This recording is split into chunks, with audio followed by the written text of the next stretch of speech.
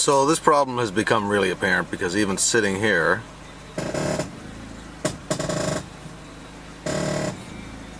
this is really obvious here. That's the noise.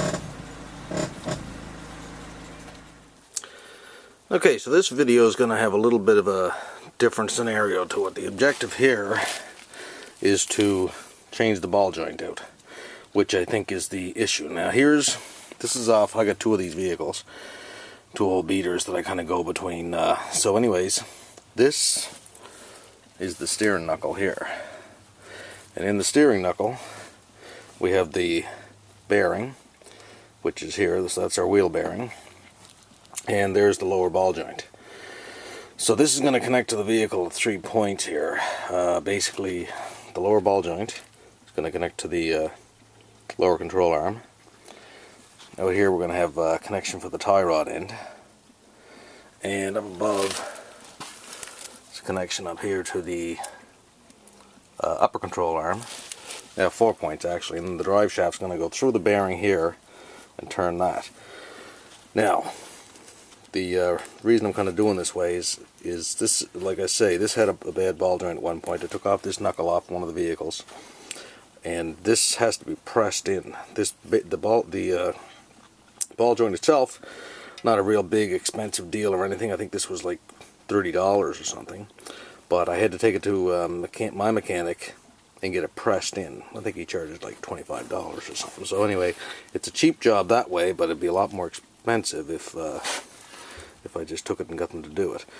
So anyways, basically the scenario is I have a steering knuckle here with a brand new ball joint pressed into it, and I know this bearing is good, so I'm going to take the one off of the vehicle and change the whole unit. So a little different scenario than if I was just going to change this ball joint out, but I can't do it because I don't have a bearing press to press this in. You got to take that somewhere to someone who has press. Okay, so if you're going to be doing any amount of work around your vehicle, it's absolutely worth getting one of these manuals to work on it. $25, $30. They're great. Gives you the step-by-step instructions. So the first thing it tells me to do here is pry off the cover off of the wheel, this here. So just stuck a little flathead screwdriver in the groove there, pried that out. And then it tells me there's the spindle nut. There's the drive shaft here, and it just tells me this is what they call staked. So it's driven in there so that this won't spin off and loosen your wheel. So anyway, I just got to straighten that out, and then just going to give this a couple of turns to loosen it off. Okay, so I unstaked the actual spindle nut here, and I took that 2 turns back. So I just unstaked it with a screwdriver and a hammer. See where it's flattened out there? Oops. And in this case, I think that spindle nut, that was 36mm socket. Yeah, for that. Okay, loosen your wheel lug nuts off half a turn or so. Let's see, I've already done that here. Okay, the absolute most important part of this whole procedure, once you jack the vehicle up, we're going to remove that wheel. Most important thing, jack it safely. Check your manual about your jack points or whatever, and you know, if you're on concrete floor, use your jack stands. If you're not, like I am here, I prefer blocks. Anyways, block it and jack it in such a way as that if anything falls, it's not going to fall on you. So, interesting little sideline here, if you're not exactly sure about whether or not you got a ball joint issue. With the weight off the vehicle, now I can turn that.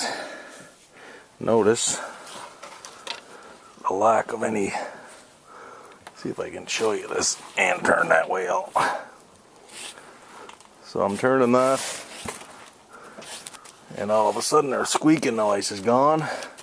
That's a pretty good indication of a ball joint issue. Once the weight is off of it, you don't get your squeaking. Okay, next step is going to be loosen off the caliper mounting bolts. I put a socket back here so you can see where the top one is. The bottom one is, I don't know if you can see it down in there, probably not, but anyway, it's down at the bottom of the caliper. I actually have a video on changing the caliper on this vehicle, which is a 98 Honda Odyssey. Anyway, loosen that off. We're going to have to take on the steering knuckle. There's little, I think they're 10mm nuts along here on the brake line, so I'll have to remove those and take a C-clamp and drive these brake pads in. Again, that's like on that's on the other video if you want to see the details of that. That'll just loosen off those pads, and take the top off the master cylinder too, just in case you're forcing the brake fluid back higher into the master cylinder. I figured I'd just put this on the video here. C-clamp in behind of the caliper. Careful where you place that. Don't place it on this brake hose there where the flex hose meets. Just put it on the, hopefully you can see that metal part, flat metal part of the caliper there. And out in front, the clamp on the pad, you can see I've already driven that in there. You can see the space between the brake pad and the caliper there. So that just allows us to take the caliper off easily and to get it back on. Okay, so the bolts on the brake flex hose, see I removed that off the steering knuckle there. They're out. They are 10mm. And also, they are there.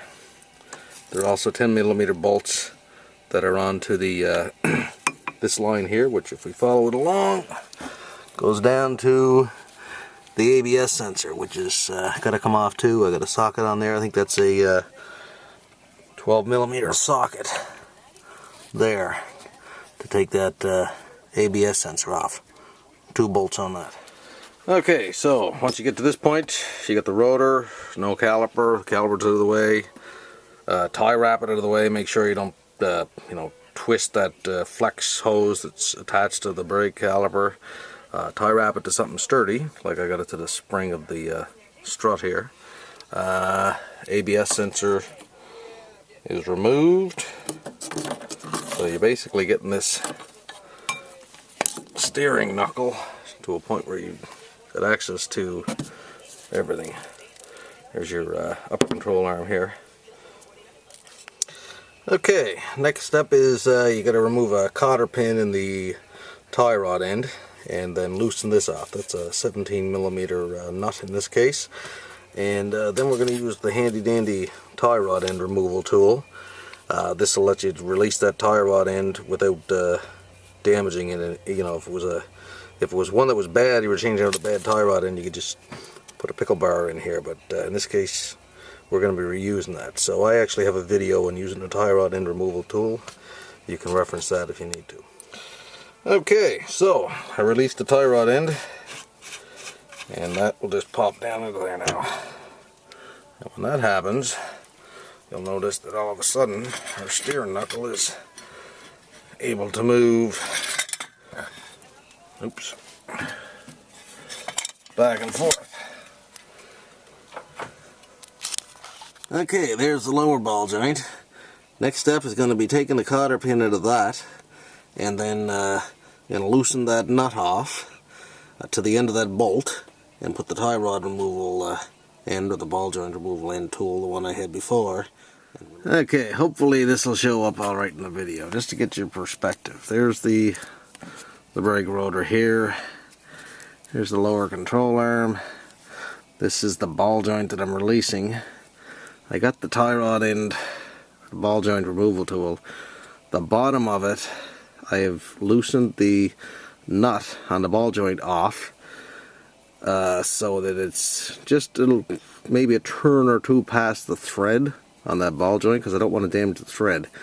The bolt can take the abuse more so than the thread on the ball joint. So now the curved portion of the tool, carefully put it underneath the boot on the ball joint. Unless the ball joint is screwed, then you don't really care, but in this case I don't think it is. So I got the curved end, it's on the other side, underneath that rubber. So the top end of the tool is on this part of the lower control arm, and the bottom end of the tool is on the end of that ball joint bolt there. So now I'm going to tighten up the tool, and that should release that. Okay, so once that lower ball joint has been released, you should be able to move it like that. So I'm just going to leave that nut on there until as long as everything's all loosened up, and until I get the upper control arm released. Okay, so as mentioned, next step is just to get our bearings here again on where you're at. Rotor, steering knuckle, upper control arm, and the nut that connects the keeps that ball joint in there. I loosened that off. You had to take there's a cotter pin in there. You take that out, and as you can see, get that loosened off there. You might run into an issue where this will start to spin and spin, and it's not actually coming off any further. And what can happen there is that this ball joint up here will be spinning once it's released. I had that happen here. Once I got it off, it was coming off okay, and then it gets to a certain point where the tension's off it, and then the ball joint in here will spin. So I just took a bar and I just put it, don't get too aggressive with this, put a bit of tension, and I just rammed it in between the spring on the strut and hit there, pushed down on it, and then that was enough pressure. Then I was able to loosen this off the rest of the way. Okay, turns out that upper ball joint, I thought it had actually released, and it hadn't, which is kind of good for this video in a way, because get a better shot of the tool there. That's what I was talking about here with the rubber around the ball joint. You slip that groove part in there so it doesn't rip the rubber boot, and then the bottom is against that nut, which, as I said before, put it down a little bit below the thread, and then just righty-tighty on that nut there to force it to release. And now it's definitely released.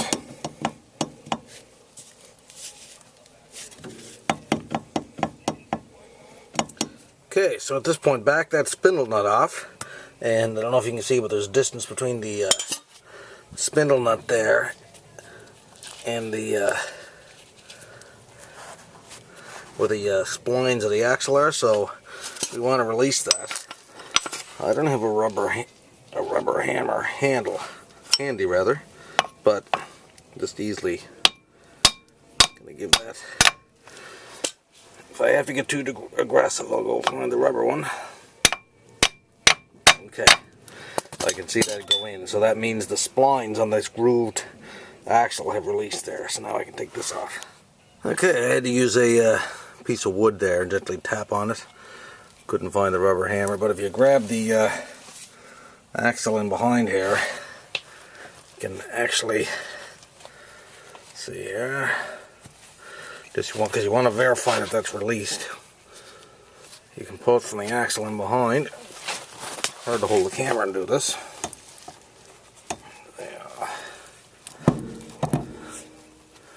I don't know if you can see that moving in and out there, but it's released anyway.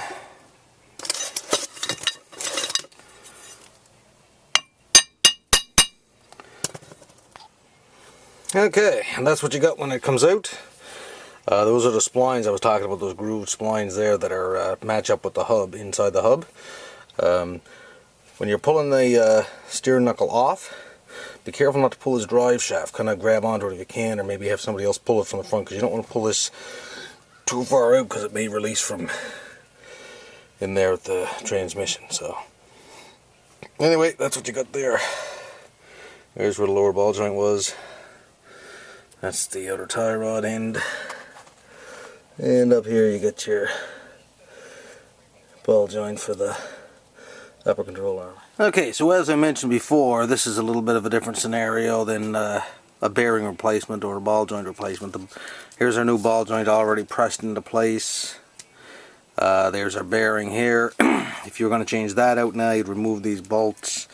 Can't recall exactly the procedure, but it would have been a different scenario. In this case here, I could if I wanted that bearing changed, I'd just take it to my mechanic, get him to press this out, and put the whole steering knuckle back on, which is what I'm going to do now. Not going to be able to hold the camera while I do this, but what I'm going to do is hold the axle here, slide this into place on the bearing, the hub unit, drop the lower ball joint into here. Then once I get that all in and these splines kind of match up, you can feel the axle will turn and then go into place here. Once I get that in, then I'm going to slide the upper ball joint into place, and then, well, then at your leisure you can basically put the tie rod end on. Okay, steering knuckles back on and in place. I referenced the manual here. Upper ball joint says torque that to a maximum of 35 foot-pounds. The lower ball joint, maximum 43 foot-pounds. And tie rod end, 32 foot-pounds. So I'll tighten all those up. Okay, so now everything is back together. Tie rod end, upper and lower ball joints. Next step is I've got them all torqued to the proper amount of pressure, and then I got to put the cotter pins in. So line up your nut with the hole in the bolts and reinstall new cotter pins.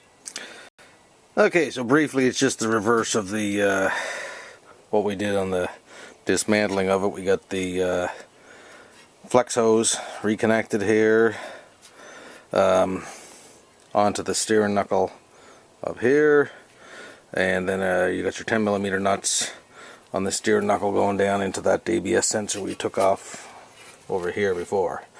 Caliper mounting bolts, torque them to whatever it is says in the manual. I believe it was 80 foot-pounds or something for here, but anyway, check it and tighten her up good.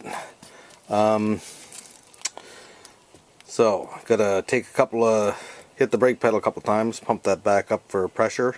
This spindle nut book for this vehicle calls for 180 foot-pounds, so you gotta tighten that up pretty snug. I'll do that, and I think that'll be about the last. We're getting to the end of this. Okay, so the spindle nut, axle nut here is tightened up to 180 foot-pounds as per the book, and I got to stake that nut. See how that's round there? We'll drive that in so that the spindle nut can't loosen off here. Okay, the axle nut has been staked into place. Time to put the wheel back on.